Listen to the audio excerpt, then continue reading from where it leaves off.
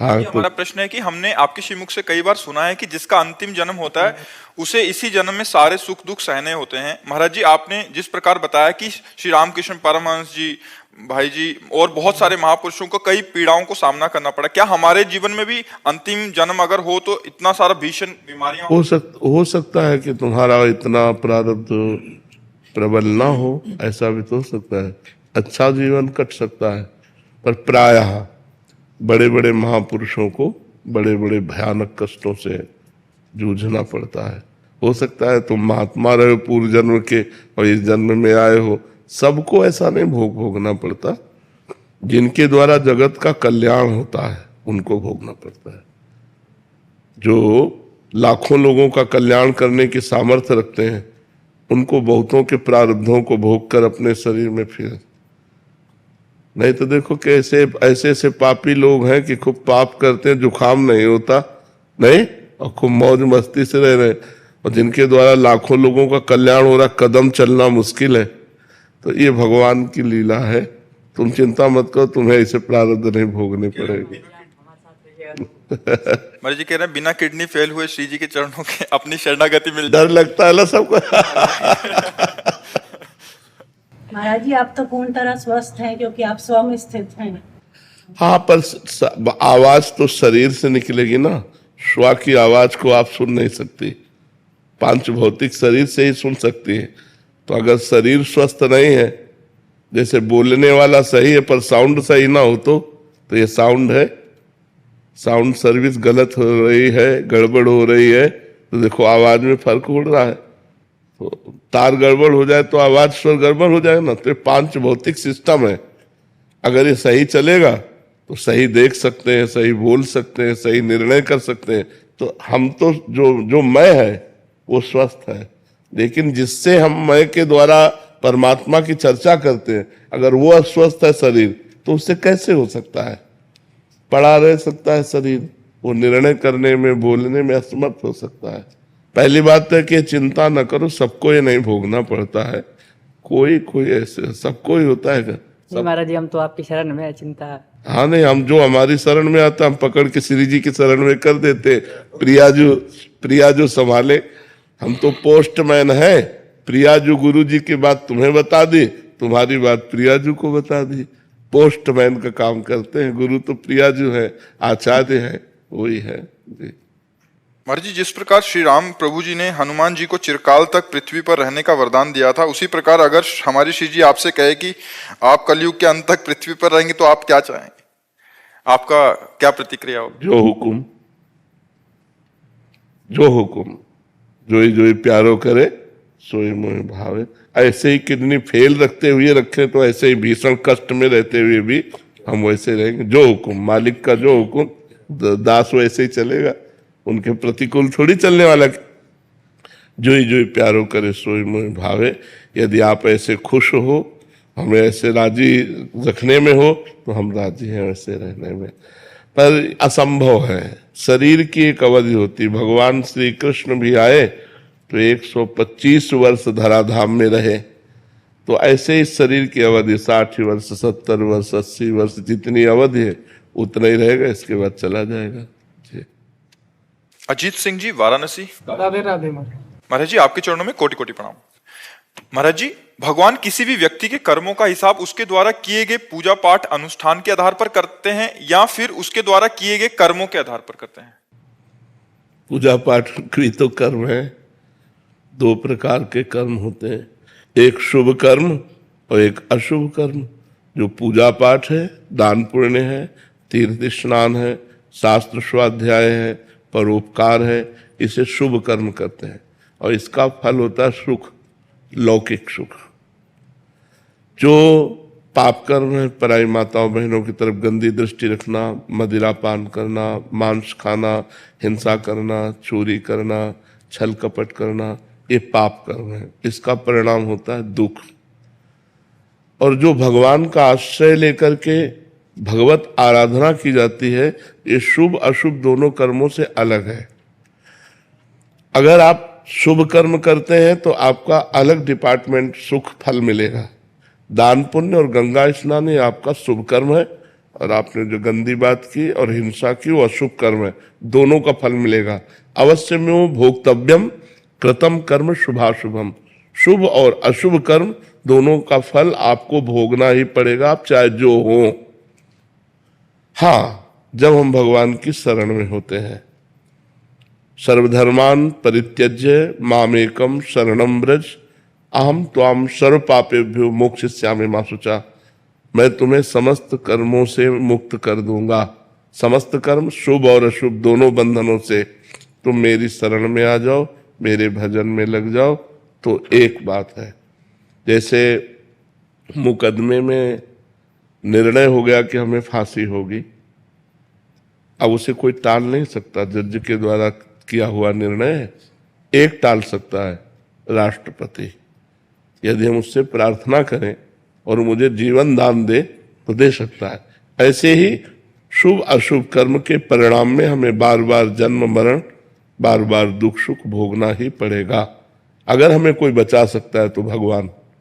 तभी भगवान कह रहे हैं सर्वधर्मान परित्यज्य माम एकम शरणम व्रज, तू एक मेरी शरण में आ जा, सब कुछ छोड़कर मैं तुझे माफ कर दूंगा। तू मेरा भजन कर, मन मनाभ हो मद भक्तो माद्याजिमाम नमस्कुरु, मेरे को प्रणाम कर, मेरा भजन कर, मेरा चिंतन कर, मैं तुझे पवित्र कर दूंगा। ये शरीर पाप और पुण्य दोनों से मिश्रित बना है, चाहे जिसका भी शरीर हो भोगना पड़ेगा, अवश्य में भोक्तव्यम, चाहे संत हो चाहे असंत हो। ये संत और असंत नई खेती है, पुरानी जो तुम करके आए हो तुम्हें भोगना पड़ेगा। भीष्म जैसे अखंड बाल ब्रह्मचारी महान आत्मा 6 महीना बाणों की सैया पर पड़े रहे। बड़े बड़े महापुरुषों को देखा जाता है कष्ट प्रद जीवन व्यतीत करते हुए, ये अनेक जन्मों का संचित पाप कर्म उसे भोग करके वे पवित्र होकर भगवान को प्राप्त होते हैं। भोगना पड़ेगा, अवश्य भोगना पड़ेगा।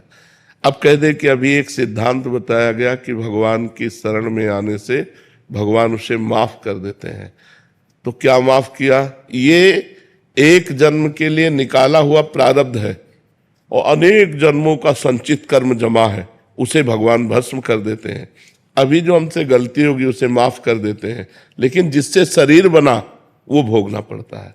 वो शरीर प्रारब्ध भोग से युक्त है, इसलिए प्रारब्ध बड़े बड़े ब्रह्म ऋषियों को भी भोगना पड़ा, बड़े बड़े महात्माओं को भी भोगना पड़ा। आप समझ पा रहे? महाराज जी, एक सुजीत विश्वकर्मा जी हैं, इनका इसी संदर्भ में एक प्रश्न है। महाराज जी, ये तो आपने बताया जो शरण में हो जाएं और जो उस कोटि के महापुरुष हैं जो उनकी तो पूरा माफ हो जाए, ये कह रहे हैं कि पाप पूजा पाठ और धर्म, अच्छे धर्म कर्म से खत्म किया जा सकता? नहीं, वो अलग डिपार्टमेंट। अच्छा कर्म करोगे वो शुभ कर्म होगा, लेकिन उसको नष्ट नहीं किया जा सकता। जैसे ऊपर से हम घास काट लेते हैं तो क्या घास नष्ट हो जाती है? क्या उसकी जड़ नष्ट होनी चाहिए। तो पाप और पाप की प्रवृत्ति दोनों जब नष्ट हो तब माना जाएगा पाप नष्ट हो गया। मानो हमने कोई गंदा आचरण किया, फिर कोई पवित्र आचरण कर लिया, तो हमारे पास पवित्रता का संग्रह हुआ, लेकिन गंदा आचरण करने की प्रवृत्ति तो नष्ट नहीं हुई ना। और भगवान के भजन से वो प्रवृत्ति नष्ट होती, प्रवृत्ति नष्ट हुई तो मतलब संपूर्णतया नष्ट हो गया। अगर वो ऊपर से थोड़ा सा पाप हमारे दान पुण्य से मान लेते हैं कि थोड़ा कम होता है, तो नीचे बहुत खाद है और वो इतना उर्वरक भूमि है, कर्म भूमि, कि हम पाप करते ही रहते हैं। तो क्या फायदा हुआ? हमारे पुण्य का फायदा क्या हुआ? पाप की प्रवृत्ति का नाश हो जाए, इसीलिए उसे प्रधानता में बोल दिया जाता है। नहीं तो जैसे गंगा पापम शशीतापम दैन्यम कल्पतरुस्तथा, गंगा जी का स्नान पाप का नाश करता है, संत दर्श से पाप नष्ट होते हैं, भगवान के मंदिर में जाके दर्शन करने से पाप नष्ट होते हैं। तो क्या हमारा मंगल हो गया? क्या मंदिर में दर्शन कराए, या आप संत दर्शन कर रहे हैं, या आप गंगा नहा लिए, तो क्या आपका चिंतन परिवर्तित हो गया? क्या कि आपसे अब आज के बाद पाप नहीं होगा? अगर पाप होगा तो हमें लाभ क्या मिला? नहा करके, स्नान करके फिर अपने को धूल धूसरित कर लेना, ये स्नान कहलाता है क्या? स्नान तो वो हुआ जिसके बाद फिर हम गंदगी को स्वीकार ना करें। वो होगा शास्त्र स्वाध्याय करते हुए ज्ञान से। जब तक आपके अंदर ज्ञान जागृत नहीं होगा तब तक गंदे आचरण बंद नहीं होंगे तो फायदा क्या, फिर तो भोगना ही पड़ेगा, अवश्य में तब में भोगना ही पड़ेगा। इसीलिए देख रहे हो सब भोग रहे, नहीं तो कोई ना कोई दान पुण्य तो बनता ही है, कोई ना कोई तीर्थ यातन होता ही है, फिर सबको दुख से रहित हो जाना चाहिए। अब जैसे हम लोग हैं, बचपन से किसी को कष्ट दिया ऐसा याद नहीं, 13 वर्ष से बाबा जी दोनों किडनी फेल है, लेकिन फिर भी आनंद है। हम बिल्कुल विचलित नहीं है, क्योंकि भगवान की शरण में है। ये है, हमारे पाप कर्म ने हमको गिरा दिया, लेकिन हमारे भजन ने, हमारे भगवत आश्रय ने इस गिरी हुई स्थिति में भी हमको आनंद प्रदान कर रहा है। लेकिन हमको कोई क्यों कष्ट नहीं, क्योंकि हमारा अगला रजिस्टर बिल्कुल साफ है और मैं शरीर छोड़कर भगवान के पास जाऊंगा, इसलिए प्रसन्नता है। अब मेरा कोई कर्म बंधन नहीं। अपने को पता होता है, जब पेट भर जाता है ना तो अपने को पता होता है, ऐसे अपने को पता होता है हमारी गति क्या होगी, जो पवित्र भजन करने वाले, इसलिए आनंद। इसलिए सबको चाहिए नाम जप करो, कोई पाप आचरण मत करो, क्योंकि हर पाप का दंड जब मिलेगा तो भुगतना बड़ा मुश्किल होता है। अब ये किसी एक पाप का फल है, हमारी दोनों किडनी फेल कर दी गई। गर्भ से ही एक रोग होता है पॉलिसिस्टिक किडनी डिजीज, वो माता से वंशानुगत आता है, तो माता के गर्भ में माता को था, वही हमारे शरीर में आ गया। तो वो कर्म, ऐसी माता मिली, ऐसा रोग मिला, ऐसा भोग मिला। और एक महान कर्म कि ब्राह्मण के घर जन्म मिला, बचपन से तपस्या और भजन मार्ग मिला, अंतिम में भगवान के धाम नाम का चिंतन करते हुए शरीर भगवान के नाम में छूट जाएगा, परम मंगल हो जाएगा। तो भोगना तो पड़ेगा भाई। इसीलिए कहा जाता है बहुत होश में कर्म करो, नहीं तो तुम्हें कर्म नहीं बख्शेगा। भगवान तो बख्श देंगे, लेकिन कर्म नहीं बख्शेगा, तुम्हें भोगना ही पड़ेगा। जी। रेणु जी गोरखपुर से। राधे राधे महाराज। राधे राधे महाराज जी। महाराज जी, जीवन में हमें लगता है कि अब सब कुछ ठीक हो गया है, अब हम आश्वस्त होकर जीने लगते हैं, तभी जिंदगी हमें धोखा देती है। महाराज जी, मेरा सवाल है कि क्या हमें नहीं तो सब कुछ ठीक होने में क्या लक्ष्य रखा? रुपया लक्ष्य रखा, समस्याएं को रखा, समाज को रखा, भगवान को रखा क्या? महाराज जी, बच्चे बड़े हुए, पढ़ लिख करके, अब ब्याह का समय आया, नौकरी का समय, हम समाज ये समाज है, पति का साथ छूट गया। हम कह रहे हैं समाज है, भगवान को रखा। सब कुछ ठीक होने में भगवान को रखा जाता है। अब सब ठीक है, क्योंकि भगवान हमारे प्रीतम है। तो आपके अंदर तुरंत ज्ञान आता कि इसका नाम मृत्यु लोक है। पति इतनी ही आयु लेकर आए थे, चले गए, ये भगवान की लीला है। नाम जब भगवान से यदि अपनापन है तो सब कुछ ठीक है, और यदि भगवान से अपनापन नहीं तो सब ठीक होते हुए भी सब गड़बड़ है, सब गड़बड़ है। सो सब धर्म कर्म जरि जाऊ, जहाँ न राम पद पंकज भाऊ। हम लोग इसी माया को, इसी प्रकृति को अनुकूल देखकर समझते हैं सब कुछ ठीक है, लेकिन वो दांव बदल देगी। जहां अनुकूलता को देखकर राजी होगे, तुम्हें राजी नहीं होने देगी, क्योंकि वो चाहती है कि हमें भोग करते हुए हमारे प्रीतम को प्राप्त हो। मायापति कौन है? भगवान है। हम लोग माया को मां नहीं मानते, माया भोग करके उसके पति बनना चाहते हैं, मायापति बनना चाहते हैं। और जहां देखा सारी अनुकूलता, तो उसको क्या एक सेकंड में ऐसी प्रतिकूलता पैदा कर दी, सब अनुकूलता धूल धूसरित हो गई। अनुकूलता का तात्पर्य भगवान के हो जाना, अनुकूलता का तात्पर्य भगवान का भजन करना। समय है आपका, जितना समय है मृत्यु लोक में उतना ही रह सकते, इसके बाद ट्रांसफर, शरीर छोड़ो और दूसरी जगह जाओ। इसका नाम पहले सोच लो क्या है, मृत्यु लोक। यहां मरोगे, सब मरोगे, हम मरेंगे, तुम मरोगे, सब मरेगा। अच्छा, इसका समय नहीं निश्चित हमारी जानकारी में, लेकिन भगवान के यहां से तो निश्चित है ना। कोई गर्भ में मर जाता है, कोई बाल्यावस्था में, कोई यौवन अवस्था में, कोई वृद्धावस्था में। पर हम सब कुछ ठीक है तभी मानेंगे जब आपका भजन हो रहा है और आपका चित्त भगवान से जुड़ा है, तो सब ठीक है।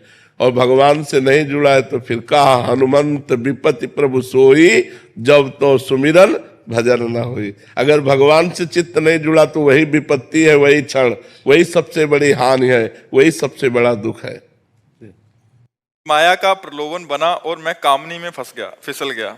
अब डर सा बैठ गया है कि कीर्ति भी आएगी, कंचन भी गिराएगी, तो महाराज जी वो श्री जी से विमुख हो जाऊंगा। अभी धीरे से पकड़ा ही था मार्ग, और अभी एक ने तो गिरा दिया, अगले दो भी गिराने को तैयार बैठे होंगे। हाँ, बिल्कुल सही बात है, लेकिन गिरता तब है जब हाथ छोड़ देता है। जैसे माँ का हाथ बच्चा पकड़े हो तो गिरेगा नहीं, अगर हाथ छोड़ दे तो फिर गिर जाएगा। भगवान का नाम छूट गया इसलिए गिरा दिया, नहीं तो गिरने के चांस ही नहीं है। गिरता वो है जो हाथ छोड़ देता है, सहारा छोड़ देता है, भरोसा छोड़ देता है, भगवान का आश्रय छोड़ देता है। नहीं तो सीम की चाप सके को तासु, बड़ रखवार रमापति जासु। भरोसा, सुमिरन, तो चश्मा सही, चश्मा सही तो कुछ गड़बड़े नहीं। अब चश्मा भोग रूप रखोगे, किसी माता बहन को देखकर भोग्या रूप से देखोगे तो भ्रष्ट तो हो ही जाओगे, पूज्य रूप से देखो कभी भ्रष्ट नहीं होगे। तो सब माताएं बहनें हमारी पूज्या है, अगर हम पूज्या भाव से रहे तो कभी कामिनी हमें नहीं गिरा सकती। और दूसरी बात, कंचन श्री जी का सारा वैभव है, हम सब उनके दास हैं, 8 पैर सेवा परिचर्या में लगे, क्या बिगाड़ पा रहा है। कीर्ति, हमें लगता है देश विदेश भी है, भारत में ये नहीं देश विदेश भी है, क्या बिगाड़ पा रहे। 3 चीजें कंचन कामिनी कीर्ति तब बिगाड़ती है जब हम प्रभु से अलग होते हैं। अगर हम प्रभु में जुड़े हुए हैं तो वही मंगलमय हो जाती है, वही मंगलमय हो जाती है। जननी सम जानो पर नारी, धन पराय बिस्ते बिस भारी। सब माताओं बहनों के प्रति अगर पाणी ग्रहण हो जाए, पत्नी मिल जाए तो सिर्फ उसमें भोग्या भाव रखे, सब में पूज्या भाव रखे। कभी तो यदि हम अपने आचरण ठीक रखें तो कंचन कामिनी और कीर्ति तीनों मंगलमय है, बुरे थोड़ी है। मान लो हमारे पास रुपये आ गया, अब पूरे वृंदावन के संतों को भंडारा पवा दिया, कुछ बिगाड़ा क्या। अब मान लो आप कीर्ति सुन के ही तो आए हो, अगर कीर्ति ना तुम्हारे कानों में पड़ती तो यहां बैठते आके क्या, तो कीर्ति मंगलमय हुई क्या। अब इसी बात का हम अभिमान कर लें तो हम नष्ट हो जाएंगे। तो अभिमान रहित होकर भगवान की शरण में रहने से कंचन भी मंगलमय, कामिनी भी मंगलमय और कीर्ति भी मंगलमय हो जाती है। समझ पा रहे आप। सागर जी, शिप्रा जी, राधे राधे। राधे राधे महाराज जी। महाराज जी, जीवन में संतोष का अर्थ क्या है। यथा लाभ, जैसी परिस्थिति है उसमें हम राजी रहें। जोई प्यारो करे सोई मोहि भावे। हम जैसी भी परिस्थिति आवे उसमें हाँ स्वीकृति है, हमारी कोई परेशानी नहीं। चाहे वो दुख वाली परिस्थिति हो, चाहे सुख वाली परिस्थिति हो, अनुकूल परिस्थिति हो या प्रतिकूल परिस्थिति हो, दोनों परिस्थितियों में राजी रहना संतोष है। गज धन, गोधन, बाज धन और रतन धन खान, जब आवे संतोष धन, सब धन धूर समान। संतोष धन सबसे बड़ा संतोष। संतोष यथा लाभ संतोष सदा, काहू सो कछु न चाहूंगो। किसी से कोई चाह नहीं, कोई परिस्थिति का परिवर्तन करने की चाह नहीं। जैसी परिस्थिति उसी में राजी रहना, ये संतोषी पुरुष का लक्षण है। तो संतोष की सीमा है किसी से कोई चाह ना करना, जैसी भी परिस्थिति हो उसी परिस्थिति में राजी रहना। पर है बहुत कठिन। दुख की परिस्थिति में कौन राजी रहेगा, है प्रतिकूल परिस्थिति में कौन राजी रहेगा, अपमान में कौन राजी रहेगा। वही राजी रहेगा जो भक्त है। अगर भक्त नहीं है तो नहीं, राजी नहीं रह सकता। भगवान का भक्त है तो सोचता भगवान ने अपमान दिया है तो कुछ ना कुछ हमारा अमंगल नष्ट होगा। भगवान ने ये दुखद परिस्थिति दी है तो कोई ना कोई अमंगल का नाश होने वाली है, अब हमारा महामंगल होने वाला है। ऐसा भाव विचार ही हमको सहा सकता है कि जैसे अब थोड़ा क्षण रह गया रात्रि का, अभी सुबह होगा, सूर्योदय होगा, अंधकार नष्ट हो जाएगा। तो हमारा जो सुबह होने की आकांक्षा है ये अंधेरे को सहा देगी। ऐसे ही सुख की आकांक्षा दुख को सहा देती। ये दुख आया है, कुछ क्षणों बाद नष्ट हो जाएगा, इसमें भी मंगल विधान है। भगवान कोई न कोई मंगल हमारा कर रहे हैं। तो हमारी जो सहनशीलता है वो धैर्यपूर्वक बनी रहेगी और हम उसको सह जाएंगे। सहनशीलता ही संतोष है। सुख में फूले नहीं और दुख में भूले नहीं। भगवान को कितना भी दुख आवे भूले नहीं, सुख में अहंकार ना करे, धैर्यपूर्वक रहे, यही संतोष।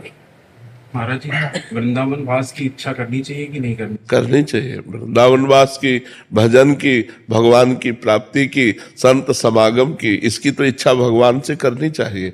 हे भगवान हमें संत समागम प्राप्त हो, हे भगवान हमसे खूब भजन बन जाए, हे भगवान आपके धाम का दर्शन हो जाए, हे भगवान आपका नाम खूब जप करें और आपका दर्शन पालें, ये तो कामना करनी चाहिए। इसी कामना के बल से तो सांसारिक कामनाओं का त्याग होता है। अगर ये कामनाएं नहीं करेंगे तो सांसारिक कामनाएं होती रहेंगी। इन्हीं कामनाओं के बल से हम कामना के त्यागी बनते हैं। इच्छा से इच्छा का नाश, कामना से कामना का नाश।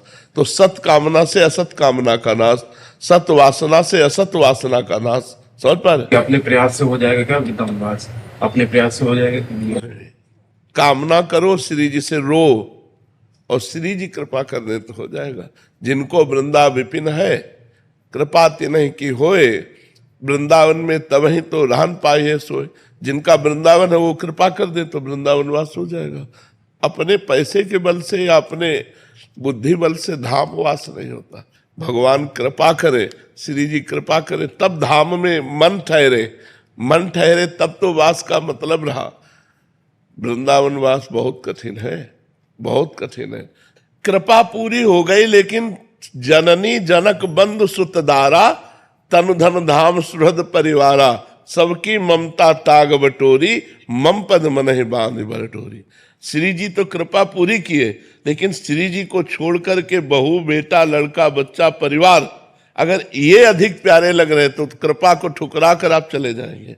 और अगर इनकी ममता श्री जी के चरणों में तो हर कष्ट सहकर आप वृंदावन वास करें। पर महाराज जी यही साथ देता है यंत्र गृहस्थ में, क्योंकि फिर सत्संग लगा के सुन लेते हैं। तो उच्च देखो, जड़ चेतन गुण दोष में विश्व कीन करतार, संत हंस गुण गाहे पे परिहरि वार विकार। जड़ चेतन जितना रचा गया इसमें दोनों बने हैं, गुण और दोष। तो अगर मोबाइल का गुण ग्रहण करो तो बढ़िया बात है। हर समय किसी भी संत के आप प्रवचन सुन सकते हैं, अपनी समस्या दूर देश तक पहुंचा सकते हैं।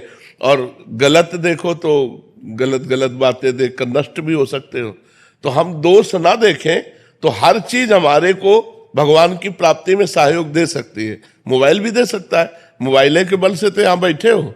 अगर ना आप क्लिप देखे होते तो यहाँ कैसे आ जाते? वृंदावन आने की, संत दर्शन की, संत समागम की इच्छा मोबाइल ने ही प्रकट की।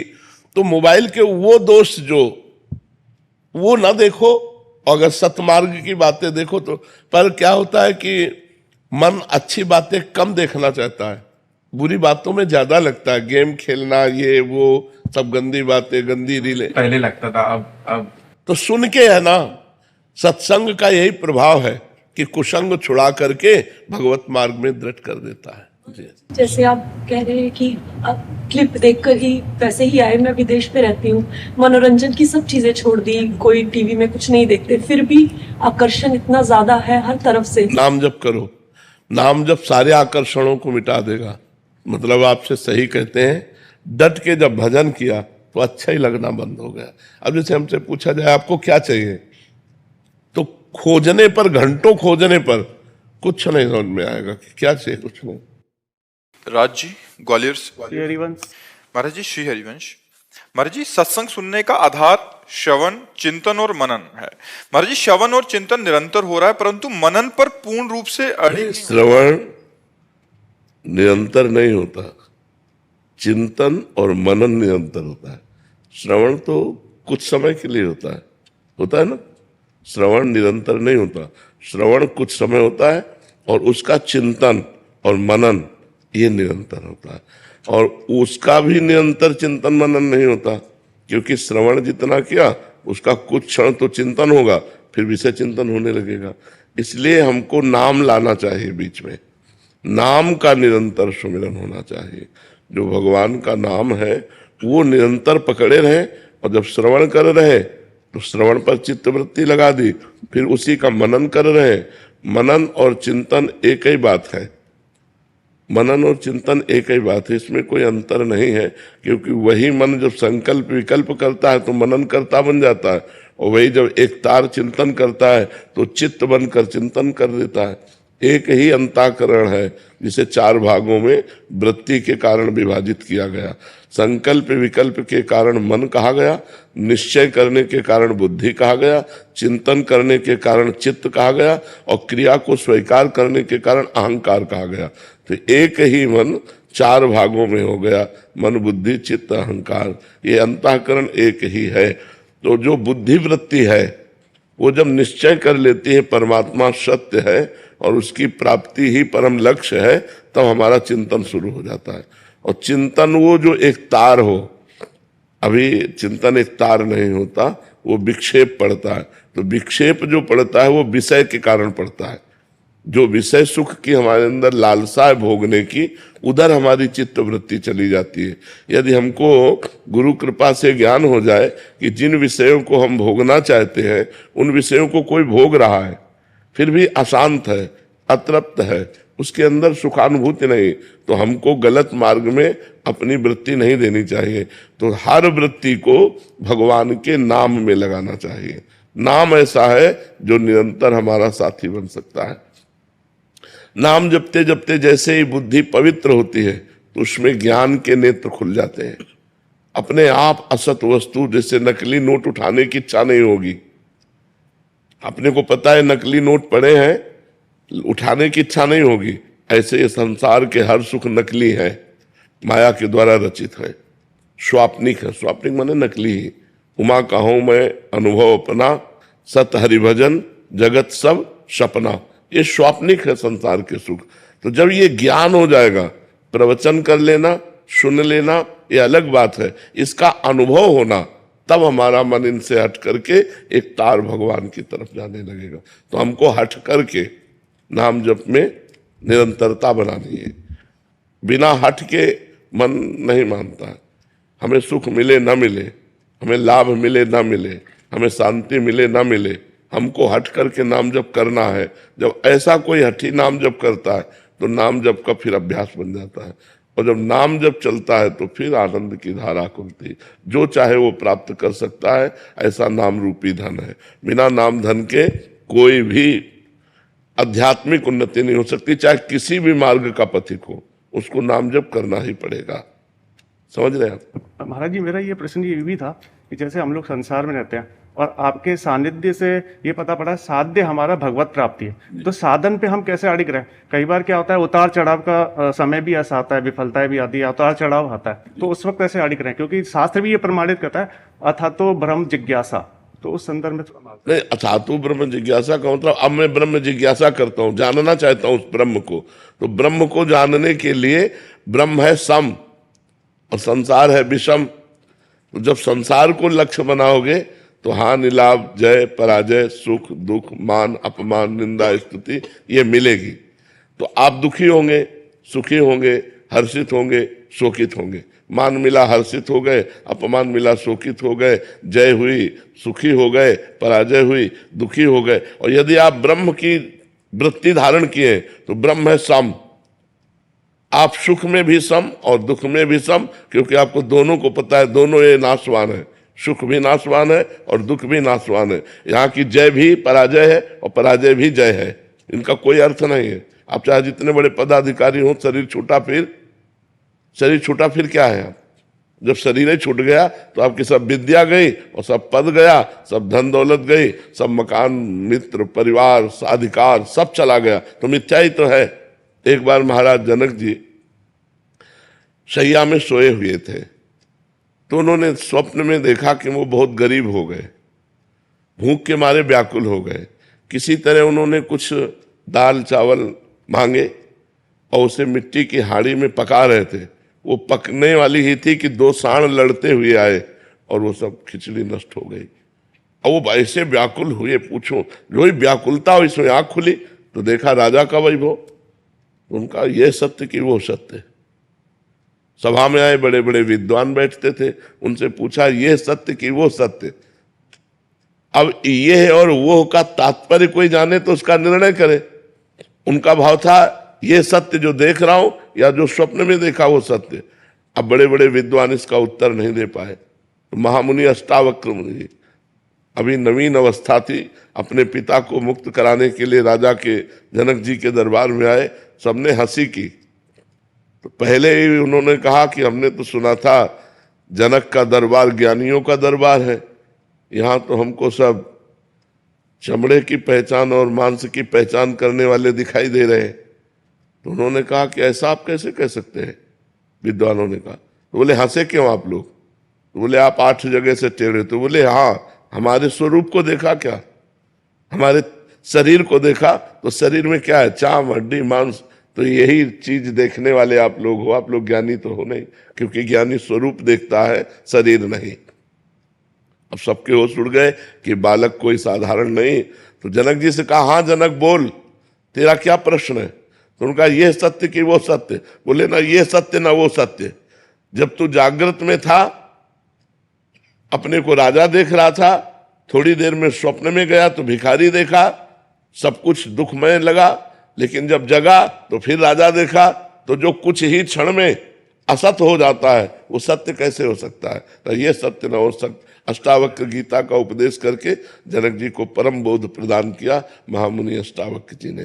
तो ये जब हमारे ज्ञान में आ जाता है कि न जय सत्य न पराजय सत्य, न मान सत्य न अपमान सत्य, तो ब्रह्म की जिज्ञासा रखने वाला सम को प्राप्त होता है, समता। उस समता को प्राप्त होकर के वो समदर्शी महात्मा, चाहे गृहस्थ हो चाहे विरक्त हो, वो महात्मा ही है। वो समदर्शी महात्मा सुख दुख के ऊपर विचरता है ब्रह्म में, ना कि मायाकृत द्वंद्वों में। वो द्वंद्वातीत अवस्था को प्राप्त हो जाता है। अब इसके प्राप्त करने के लिए हम गृहस्थ हैं, हमारे द्वारा सारे कर्म हो रहे हैं, परिवार का पोषण करना, अर्थ की प्राप्ति के लिए प्रयत्न करना, लेकिन ये सब माया का नाटक है, ये जानते हुए। ये सत्य नहीं है। जैसे एक नाटक में थोड़ी देर के लिए तुम राजा बना दिए जाओ, या थोड़ी देर के लिए तुम कोई कुछ भी रोल दिया जाए, तो आपको पता है ये रोल मैं कर रहा हूं, मैं सत्य में राजा नहीं हूं। ऐसे ही आपको पता मैं आत्मस्वरूप ब्रह्मस्वरूप हूं, मेरा ये कर्तव्य नहीं है। ये जो कर्तव्य हो रहा है मायाकृत है, 3 गुणों के अंतर्गत है, इसलिए वो कर्तव्य करता हुआ भी ज्ञानी अकर्ता रहता है। वो सुख दुख के बीच में रहता हुआ भी वो सुख दुख का भोगता नहीं रहता। पर ये बात केवल प्रवचन से समझ में नहीं आएगी, साधना करनी पड़ेगी। लोक परलोक के समस्त भोगों से वैराग्य, सत असत का विवेक, इंद्रियों का दमन, मन का दमन, तितिक्षा, सहनशील, श्रद्धा, शास्त्र और गुरु के वचनों पर दृढ़ विश्वास, मुमुक्षुता, मैं मुक्त होना चाहता हूं, तब ये ज्ञान टिकता है। जब कठोर नियमों के द्वारा निरंतर ब्रह्माकार वृत्ति संसार के समस्त कार्य करते हुए, अब आप सोचो अपने लोग तो इतना कार्य नहीं जितना राजा जनक जी को कार्य। राजा को कार्य होता है ना। कोई सोचे कि ज्ञानी महापुरुष क्रिया रहित है बाहर से, तो ऐसा नहीं। वो क्रिया प्राण होते हुए भी कर्ता भाव रहित है। कोई सोचे भक्ति कैसे हो सकती गृहस्थी में। अम्बरीश जी चक्रवर्ती सम्राट महाभागवत, राजा जनक जी परम ज्ञानी, दोनों, एक महाभक्ति में और एक ज्ञानी में, दोनों चक्रवर्ती सम्राट राजा होते हुए भी अपने कार्य को कर रहे हैं। इसका मतलब है क्रियाएं गुणानुगुण वर्तनते मनुष्या पार्थ सर्वसा। क्रियाएं मायाकृत है और मैं उसका दृष्टा हूं, मैं करता नहीं हूं। तो कर्ता और भोक्ता भाव रहित महापुरुष ही ज्ञानी होता है, चाहे वो गृहस्थ में हो चाहे वो विरक्त में हो। ये भगवत मार्ग है। इसके लिए जरूरी नहीं कि कपड़ा बदला जाए, इसके लिए जरूरी उद्देश्य बदला जाए, हमारे विचार बदल जाए, हमारा चिंतन बदल जाए। समझ रहे हैं आप?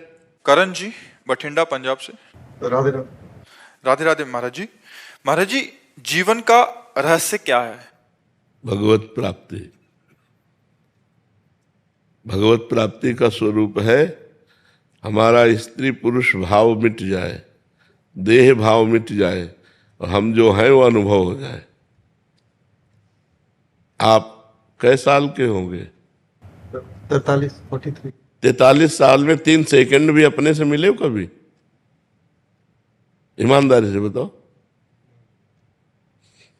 यही भूल मिटानी है, यही जीवन का रहस्य है कि 43 साल से इस शरीर में रह रहे हो और 3 सेकंड के लिए भी कभी अपने से बात नहीं की, अपने से नहीं मिले, अपने स्वरूप की तरफ नहीं झांका। यही भूल मिटाने के लिए मनुष्य शरीर मिला है। तुम देह नहीं हो, तुम देहधारी नहीं हो, तुम अव्यक्त चैतन्य घन परमात्मा स्वरूप हो। लेकिन क्या है, तुम्हें बोध है? नहीं बोध है, नहीं जानकारी। इसी जानकारी के लिए हमें मानव देह मिला है, इसी रहस्य के समझने के। या रहस्य रघुनाथ कर बेग न जाने कोई, और जो जाने रघुपति कृपा तो सपने मोह न हो। तो गुरु चरणों का आश्रय लेकर उनके द्वारा बताई हुई साधना जब की जाती है तो ये भ्रम मिट जाता है और जीव परमानंदमय हो जाता है। हमारा स्वरूप ही है भगवान,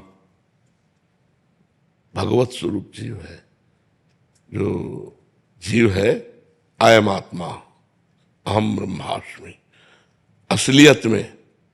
पर हम लोग नकली में फंस गए, अपने स्वरूप को भूलकर स्वाप्निक देह, स्वाप्निक प्रपंच, स्वाप्निक माया सुख, स्वाप्निक उन्नति अवनति, इसी में पूरा जीवन लग गया। फिर जब मर गए सब फिर छूटा, फिर नई योनि प्राप्त हुई। तो मनुष्य योनि मिली है अपने स्वरूप का बोध प्राप्त करने के लिए, भगवत तत्व का ज्ञान प्राप्त करने के लिए, भगवत प्रेम प्राप्त करने के लिए।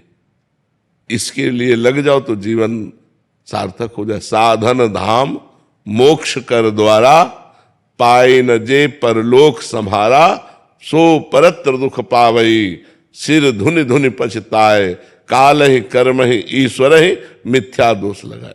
ये मनुष्य शरीर मिला साधना करने के लिए। अब कलिकाल में देखो कैसी बुद्धि भ्रष्ट होती जा रही है कि नए नए बच्चे ब्रह्मचर्य का ज्ञान ही नहीं है। बॉयफ्रेंड गर्लफ्रेंड, गंदी बातें, बेविचार, इसमें फंस रहे हैं। जहां पवित्र आहार, पवित्र विचार, पवित्र चिंतन, वहां अपवित्र आहार, अपवित्र विचार, अपवित्र क्रियाएं नहीं हो रही। अब कैसे हो जानेंगे हमारे मनुष्य शरीर का क्या रहस्य है? वो डिप्रेशन में पहुंचेंगे, आत्महत्या की सोचेंगे, नाना प्रकार के कुमार्गगामी प्रवृत्तियों में फंसकर अपना सर्वनाश करेंगे। मनुष्य जीवन का रहस्य है शास्त्रवेत्ता ब्रह्म ऋषियों की शरणागति। जो शास्त्र के पारगामी विद्वान हो और ब्रह्म तत्व का बोध हो, ऐसे संतों का संग, तो हमारे जीवन का रहस्य प्रकाशित हो जाए। क्योंकि वो हमको बताएंगे ना हमारा मार्ग क्या है, हम कैसे चलें, हम कैसे अनुभव करें। हम उन संत की शरण में पूर्ण रूप से अपने आप को दे दें तो बात बन जाए। और पहले हमारी भारतीय परंपरा भी यही थी कि बाल्यावस्था से यौवन अवस्था के प्रवेश तक गुरुकुल में वास होता था। तो गुरुजी जो वहाँ के व्यास होते थे, वहाँ के अधिपति होते थे, वो उनकी जीवनचर्या सिखाते थे। तो सबको ब्रह्मचर्य से रहना पड़ता था, सबको शास्त्र सम्मत आचरण करना पड़ता था। तो सब गृहस्थ में जाते हुए भी, गृहस्थ में रहते हुए भी सब ज्ञानी महात्मा होते थे। लड़का बच्चा घर परिवार होते हुए भी वो विरक्त होते थे, अंदर से अनासक्त होते थे। तो मनुष्य जीवन का यही रहस्य है कि हम अपने स्वरूप को जान जाए। मीनाक्षी जी मैनपुरी से। राधे राधे। राधे राधे महाराज जी, आपके चरणों में कोटि कोटि प्रणाम। महाराज जी, गोस्वामी तुलसीदास जी ने प्रभु को प्राप्त करने के लिए दो मार्ग बताए हैं, एक ज्ञान मार्ग, एक भक्ति मार्ग। महाराज जी, ज्ञान मार्ग थोड़ा सा कठिन नजर आता है, इसलिए भक्ति मार्ग को बहुत उत्तम बताया गया, परंतु भक्ति भी कई प्रकार की बताई गई है। जैसे हनुमान जी ने प्रभु राम जी से अनपायनी भक्ति की मांग की, सनकादिक ऋषियों ने प्रभु से प्रेमा भक्ति की मांग की, गोस्वामी जी ने स्वयं अविरल भक्ति, विशुद्ध भक्ति की याचना की। एक ही पर्यायवाची शब्द है, प्रेम लक्षणा भक्ति के ही पर्यायवाची। अनपायनी, भगवान के चरणों के सिवा अन्य कोई आशा भरोसा न हो। अविरल, निरंतर भगवान में चिंतन वृत्ति चली जाए। प्रेम लक्षणा, भगवान से प्रीति हो जाए। ये एक ही बात, निरंतर भगवान का स्मरण रखना, अन्य भावों का त्याग होकर, अन्य इच्छाओं का त्याग करके एकमात्र भगवान में ही अपनी आस्था भाव विचार जितना चिंतन वो सब, और भगवान से ही प्रेम करना, एक ही बात है, वो अलग अलग है। जैसे शरणागति के कहीं है आत्मसमर्पण, कहीं है प्रपत्ति, कहीं उसे शरणागति, तो बात एक ही है, उसको शब्दावली के द्वारा अलग अलग कहा गया है। और भक्ति सरल नहीं है अगर किसी को लगता हो, भक्ति भी बहुत कठिन है। निरंतर संसार के चिंतन को काटते हुए भगवान का चिंतन करना भक्ति है। देवर्षि नारद जी कह रहे हैं, तदर्पिता अखिलाचारिता तद्विस्मरणेन परम व्याकुलतेति। समस्त आचरण कृष्णार्पित हो, श्री कृष्ण के अनुकूल हो, प्रतिकूलस्य विसर्जनम, प्रतिकूल एक भी आचरण न हो। कितना कठिन है। सब आचरण भगवान श्री कृष्ण के अनुकूल हो तो भगवान के अनुकूल क्या होगा। गीता जी है, भागवत है, इनमें बताया गया है कि आप ऐसे चलो, ये करो, ये ना करो। तो जो शास्त्र कह रहा करो वो श्री कृष्ण अनुकूलेन, जो कह रहा ना करो वो प्रतिकूलस्य तो विसर्जनम, प्रतिकूलता का त्याग और भगवान के अनुकूल आचरण करना। भगवान के अनुकूल, अपने मन के अनुकूल नहीं, अपनी वासनाओं के अनुकूल नहीं, श्री कृष्ण अनुकूलेन, प्रतिकूलस्य विसर्जनम, प्रभु के प्रतिकूल आचरण ने। प्रभु का तस्मात् शास्त्रम प्रमाणम ते कार्याकार्यो व्यवस्थितो, क्या करना चाहिए क्या नहीं करना चाहिए ये शास्त्र आज्ञा करता है। तो शास्त्र आज्ञा के अनुसार किए हुए कर्म को भगवान श्री कृष्ण के चरणों में अर्पित करता हुआ तद विस्मरणेन परम व्याकुलतेति, एक क्षण के लिए भी वो विस्मरण बर्दाश्त नहीं करता, इतना भगवत स्मरण परायण है। अन्य कामना शून्य, अन्याभिलाषिता शून्य, कोई भी अन्य अभिलाषा ना हो, केवल श्री कृष्ण मिलन की, श्री कृष्ण प्रेम की अभिलाषा हो, बस इसी का नाम प्रेम लक्षणा भक्ति है। कोई भी आचरण प्रभु के प्रतिकूल न हो, एक भी वृत्ति श्री कृष्ण से विमुख न हो, कोई अन्य चाह न हो, अन्य आशा भरोसा न हो, इसी का नाम भगवान की निरपेक्ष भक्ति है, अनपायनी भक्ति है। शरणागति हुई कि इस भक्ति के लक्षण आने लगेंगे। पहले शरणागति पुष्ट करो, खूब भगवान की लीला कथा सुनो, खूब भगवान की लीला कथा गाओ, खूब नाम कीर्तन करो, खूब नाम जप करो, दूसरे में भगवान की भावना करके सेवा करो, तब ये साधन भक्ति के द्वारा प्रेम लक्षणा भक्ति का प्रादुर्भाव होता है। जी राधे राधे महाराज जी। महाराज जी, मुझ में आत्मविश्वास की कमी है। महाराज जी, अगर मुझे कोई एक बात सुनाता है तो मैं उसे 4 बात सुना देती हूँ और बहुत सोचती हूँ, फिर मन अशांत हो जाता है। फिर महाराज जी बहुत जिद्दी स्वभाव के हो गए हूँ कि मन इधर उधर विचलित करता ये है। जितने भी हमारे अंदर मलिनताएं हैं वो भगवान से विमुख होने के कारण है। अगर हम भगवान के सन्मुख होकर भगवान का यशोगान सुने, भगवान का नाम कीर्तन करें, भगवान की आराधना करें, तो हमारे अंदर दिव्य दैवी सद्गुण आ जाए। ये दैवी संपदा कि कोई हमें गाली दे और मुस्कुरा के चले जाए, ये साधारण क्षमता थोड़ी है। सामने वाला हमें गाली दे रहा, मुस्कुरा के चले गए, ये दैवी संपदा है, ये भागवतिक सद्गुण है। ये कोई छोटी मोटी बात थोड़ी है। सामने वाले ने गाली दिया, हमने 4 गाली दे दिया है, तो संसारिकता है। तो हमारे अंदर जो संसारिकता है उसको दूर करने के लिए हमें भगवान की शरण में जाना होगा, भगवान की आराधना करनी होगी, भगवान की लीला कथा सुननी होगी, भगवान की लीला कथा का गायन करना होगा। घर में बैठकर 1 अध्याय रोज गीता भागवत का गायन करो, देखो आपकी बुद्धि शुद्ध होती है कि नहीं, आप में क्षमता आती है कि नहीं। अब देखो टीवी के सीरियल और मनमानी आचरण किए जाए और फिर सोचा जाए कि हम दैवी संपदा धारण करें, तो असंभव है। राधे राधे महाराज जी। महाराज जी, मोह, अहंकार और माया का लालच के कारण बहुत सी गलतियां हुई हैं जीवन में। अब बहुत पछतावा होता है, कैसे अपने आप को इससे मुक्त करूं प्रभु? अगर पछतावा होता है तो मुक्त होने में देर नहीं लगेगी, लेकिन वास्तविक पछतावा हो तब ना। पछतावा हो कि हृदय जल रहा है, अब खाना अच्छा नहीं लगता, पानी अच्छा नहीं लगता, रात दिन एक जलन पैदा हो रही मेरे से, ऐसा, तो वही पश्चाताप ही उसको भस्म कर देगा। और होता है, रात को सो नहीं पाती, अंदर से चिंता होती है, क्यों हो गया, कैसे हो गया। हाँ, तो ये पश्चाताप ही उस जो भी मलिनता है उसका नाश कर देगी। और खूब भगवान का नाम जप करो। नाम जप करती हो, अधिक से अधिक भगवान का नाम जप करो। नाम जप से ही कलयुग में भगवत प्राप्ति है। अन्य युगों में अलग अलग भगवत प्राप्ति के साधन थे, जैसे सतयुग में ध्यान, त्रेता में यज्ञ, द्वापर में पूजा, लेकिन कलयुग में केवल हरि नाम, केवल हरि नाम। कलौ नास्तेव नास्तेव नास्तेव गति अन्यथा। भगवान श्री कृष्ण द्वैपायन व्यास देव जी महाराज 3 बार कहते हैं कि बिना हरि नाम के किसी का भी कल्याण नहीं हो सकता, नहीं हो सकता, नहीं हो सकता। हरिर नाम हरिर नाम हरिर नामैव केवलम कलौ नास्तेव नास्तेव नास्तेव गति अन्यथा। हर प्रश्न का उत्तर नाम जप है। नाम जप करो, आप देख लो, हर प्रश्न का उत्तर समाधान आपको मिल जाएगा। हर बात का समाधान, हर संकट का समाधान, हर चीज जो चाहिए वो सब नाम कल्पतरु, जप के तो देखो। अब नाम न जप करो, भगवत विमुख होकर गंदे आचरण करो, चाहो सुख तो कैसे प्राप्त हो सकता है? सुख सिंधु भगवान से विमुख होकर किसी को सुख मिला है? इस मलिन माया के भोगों में कहीं सुख है? जितने भोगे सब हाथ मलते रह गए और यहाँ से चले गए। मनुष्य जीवन का जो परम लाभ है वो है परोपकार करो और नाम जप करो। अगर 4 रोटी भगवान ने दिया है तो 1 रोटी अपनी 4 में से निकालो, पशु पक्षियों को बांट दो, भक्त को पवा दो, किसी गाय को दे दो, किसी वैष्णव को दे दो और अपना पेट पालो। 3 रोटी से पूरे परिवार का ऐसे चला जाता है गृहस्थी में। अगर हमारे पास 4 रोटी है तो 3 में पूरा परिवार पाते हैं, 1 रोटी दूसरे को देते हैं और खूब नाम जप करते हैं, देखो आनंद आ जाए। लेकिन आज का मानो दूसरे की चारों अपहरण करके स्वयं सुखी होना चाहता है, उसको भूखा रखना चाहता है। दूसरे को छीन झपट करके, बेईमानी करके, घूसखोरी करके वो सुखी होना चाहता है। कैसे हो सकता है? अधर्मी कभी सुखी नहीं हो सकता और धार्मिक सदैव सुख को प्राप्त होगा। वर्तमान में दुखी देख करके उसको यदि सोचो कि ये धर्म करता है, दुख भोगता है, तो धर्म का परिणाम दुख है क्या? नहीं, ये वर्तमान का नहीं, ये पूर्व का किया हुआ कर्म है। वर्तमान का जो धर्म है उसे जय और सुख को प्राप्त कराए।